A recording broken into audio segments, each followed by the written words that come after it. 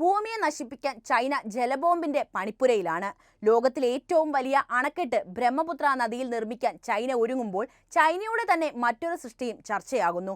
ചൈനയുടെ three Gorges dam എന്ന അണക്കെട്ടാണ് വലിയ ചർച്ചകൾ ഉണ്ടാക്കിയത്. അതിനു പിന്നിൽ മറ്റൊരു കാരണം കൂടിയുണ്ട്. ഭൂമിയുടെ കറക്കത്തെ പോലും സ്വാധീനിക്കുന്ന ഒന്നാണ് ത്രീ ഗോർജസ് ഡാം എന്ന് നാസ പറയുമ്പോൾ ചൈനയുടെ ഡാം നിർമ്മാണം ലോകത്തിന് വലിയ ആശങ്കയാണ് സൃഷ്ടിക്കുന്നത്. ത്രീ ഗോർജസ് അണക്കെട്ട് ഭൂമിയിൽ വളരെയധികം ഭാരം ചുമത്തുകയും അത് ഭൂമിയുടെ ഭ്രമണ വേഗത കുറയ്ക്കുകയുമാണ് ചെയ്യുന്നത്. എങ്ങനെയാണ് ഇത് സംഭവിക്കുന്നത് എന്നതല്ലേ?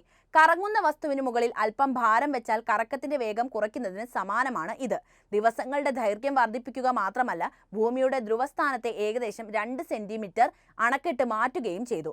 2.3 കിലോമീറ്റർ നീളവും 115 മീറ്റർ വീതിയും 185 മീറ്റർ ഉയരവുമുണ്ട് ഈ അണക്കെട്ടിന്. 10 ട്രില്യൺ ഗാലൺ, അതായത് 40 ക്യൂബിക് കിലോമീറ്റർ വെള്ളം സംഭരിക്കാനുള്ള ശേഷിയാണ് അണക്കെട്ടിന്റെ റിസർവോയറിലുള്ളത്.